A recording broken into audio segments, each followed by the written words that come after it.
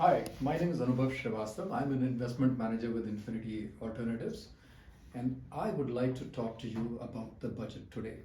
One of the big reasons why we have this program, a new web series that we're starting, is because over the last 2 days, I've had maybe a few hundred questions on what does the budget mean for me. And this is interesting because it has come from friends, relatives, students, senior citizens, even children.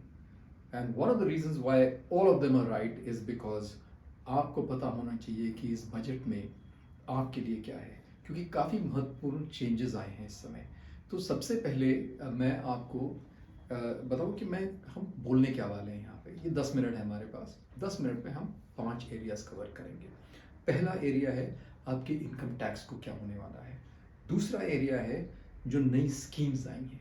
तीसरा area है कि जो आप KYC करते हैं, the n number of papers that you submit to everybody, from the motor vehicles department to your broker, to your bank, to your mutual fund, to public distribution system, or whoever is out there, about what happens to that, some unclaimed shares, and then we'll talk a little bit about what is in it for the country.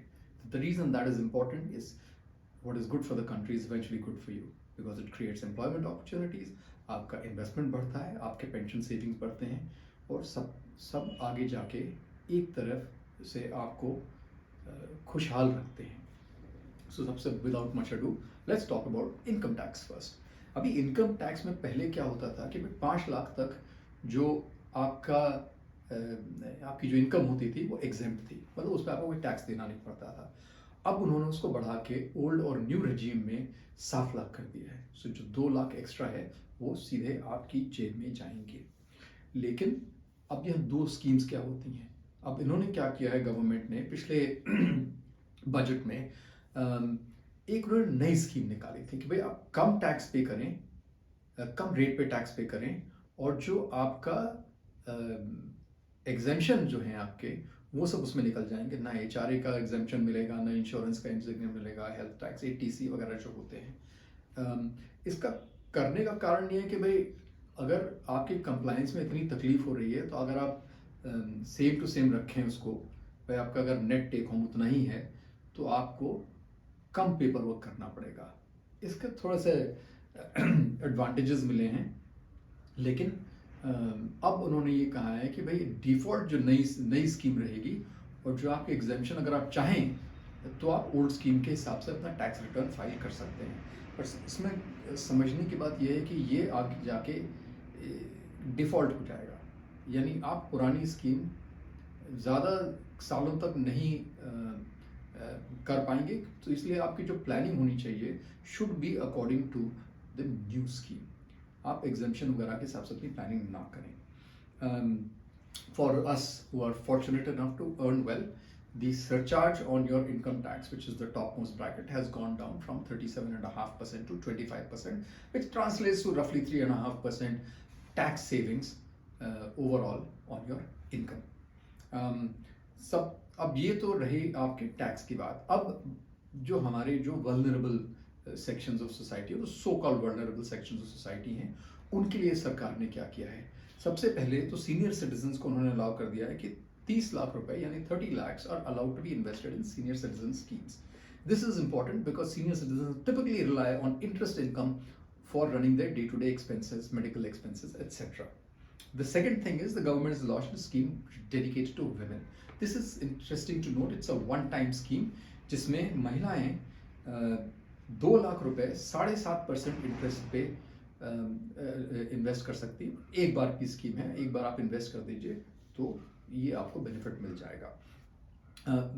Post office सबसे ज़रूरी चीज़ और है, क्योंकि काफ़ी हमारे जो देशवासी हैं वो पोस्ट ऑफिस के हिसाब में अपने पैसे जमा करते हैं। Now that number has gone from 4.5 lakhs to 9 lakhs, 4.5 lakh रुपए से 9 लाख हुआ है इंडिविजुअल्स के लिए, और जॉइंट अकाउंट होल्डर्स के लिए 15 लाख हो गया है 9 लाख से। सो ये काफ़ी बेनिफिशियल रहेगा। अब रही बात केवाईसी की। अभी केवाईसी का मतलब होता है कि जो भी जहाँ भी आप इन्वेस्टमेंट करने जाएं, बैंक अकाउंट खोलें, म्यूचुअल फंड खोलें, एक्सेट्रा, आपको अपनी आइडेंटिटी प्रूफ करनी होती है वहाँ पे। अब उन्होंने इसमें दो इंटरेस्टिंग काम किए हैं। पहली चीज़, बिजनेसेस और इंडिविजुअल्स के लिए सिंगल विंडो रहेगी।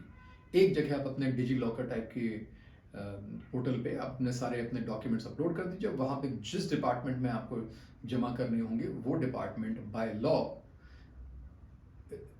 अपना डॉक्यूमेंट वहाँ से लेगा और आपको हर जगह जाके देने की ज़रूरत नहीं पड़ेगी। और ये ना कि सिर्फ लोगों के लिए इन्होंने किया है, बट ये अपने बिजनेसेस के लिए भी किया है। जो छोटे बिजनेसमैन, छोटे व्यापारी हैं, उनके लिए सबसे बेनिफिशियल रहेगा कि भाई आपको 10 जगह दौड़ने भागने की ज़रूरत नहीं है। डॉक्यूमेंट सबमिट करने के लिए अपने आप हो जाएगा। कॉस्ट कम हो जाएगी आपके लिए।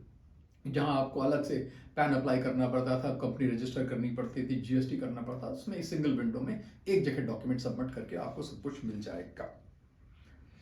तो चौथी चीज़ जो थी वो थी अनक्लेम्ड शेयर्स। अभी आपके अगर मान लीजिए कोई पूर्वज गुजर गए हैं, उनके शेयर्स पड़े हुए हैं, आपके अपने शेयर्स किसी बुरे डेटा के वजह से कहीं अटके हुए हैं, तो इसके लिए आपको एक सिंगल विंडो मिलेगी जहां पे आप अपनी आइडेंटिटी प्रूव करके अपने शेयर्स वगैरह क्लेम कर सकते हैं। अब ये तो रही बात इंडिविजुअल्स की। अब बात रही आपके देश के लिए इसमें क्या होगा। इसके इन सब चीज़ों के पीछे प्रिंसिपल्स क्या हैं, जो कि इसी बजट में नहीं बट आगे आने वाले बजटों में भी गवर्नमेंट इसको फॉलो करेगी। पहली चीज़ है सबका विकास। इसका मतलब है कि भाई एक ही वर्ग के जो लोग हैं देश में उनका बेनिफिट नहीं होगा, बेनिफिट सबके लिए होगा, क्योंकि वो देश ग्रो करता है जिसमें सब लोग साथ चलते हैं। डिस्पैरिटी इतनी ज़्यादा नहीं हो सकती है। दूसरी चीज़, लास्ट माइल। अब आपकी गवर्नमेंट सर्विसेज हैं, उसको सब लोगों तक पहुंचाने के लिए, सहूलतें लोगों को पहुंचाने के लिए आपको लास्ट माइल तक इंफ्रास्ट्रक्चर डेवलप करना है कि ताकि सब लोगों को सारी सर्विसेज मिल पाए। ग्रीन ग्रोथ यानी हरित विकास, यानी आप जो भी काम करें उससे आपके पर्यावरण पे पॉजिटिव इम्पैक्ट पड़ना चाहिए, ना कि नेगेटिव। सबसे इंपॉर्टेंट चीज़ है जो अभी हुई है, India is one of the largest producers of solar power in the world today, one of the largest. We would like to become the largest. और this is just a simple example. तो यहाँ पे आप देखेंगे government का काफ़ी investment और schemes आएंगी इसको करने के लिए। यूथ पावर और financial sector. Financial sector is the engine that drives growth, it facilitates payments. So financial sector startups वगैरह के लिए गवर्नमेंट का काफ़ी फोकस रहेगा और यूथ के लिए एम्प्लॉयमेंट और अपॉर्चुनिटीज़ में भी काफ़ी ध्यान दिया जाएगा आगे आने वाले सालों तक। कुछ और की हाईलाइट्स थी कि आप जैसे रियल एस्टेट है, हाई एंड रियल एस्टेट में आपको 10 करोड़ से ज़्यादा का बेनिफिट नहीं मिलेगा जो आपका प्रॉफिट होता है घर और प्रॉपर्टी बेचने खरीदने में। अगर आप री इन्वेस्ट करते थे पहले, आपको अनलिमिटेड बेनिफिट मिलता था, आपको कोई टैक्स नहीं देना होता था। अब वो बेनिफिट अब सिर्फ 10 करोड़ तक रिस्ट्रिक्ट हो जाएगा। दूसरी चीज़, फिजिकल गोल्ड को कन्वर्ट करने में आपको कोई डिजिटल फॉर्म में कन्वर्ट करने में आपको कोई टैक्स नहीं देना पड़ेगा। पहले इसको इनकम टैक्स डिपार्टमेंट सेल के तरह से ट्रीट करता था, तो आपका एक टैक्स एप्लीकेबल होता था। तीसरी चीज़ है आपके जो TDS हैं, जब आपके PPF में पैन नंबर नहीं होते थे, 30% से 20% हो गया है। और मार्केट लिंक डिबेंचर जो कि काफ़ी हाई रिस्क माने जाते थे, उस पर जो आपके जो रिटर्न्स आएंगे, वो इनकम आएगी, उसको टैक्स कर दिया गया है। 3 centres of excellence artificial intelligence के लिए सेटअप कर रहे हैं। और आपका जो फिजिकल डेफिसिट टारगेट है current financial year 6.4% of GDP तक टारगेट किया गया है। राइट। अब ये तो रही बात आपके बजट की। अब सबसे इम्पोर्टेंट चीज़ है आपको जो करनी है वो है कि इसको आप ध्यान में रखें। आप इस वीडियो को रेफ़र कर सकते हैं अगर आपके कोई डाउट्स हों, और हमें ज़रूर लिखें anubhav99@gmail.com पे अगर आपके कोई सवाल या सुझाव हैं। If you have any questions, suggestions, please do write to me at anubhav99@gmail.com and I will be happy to answer them for you.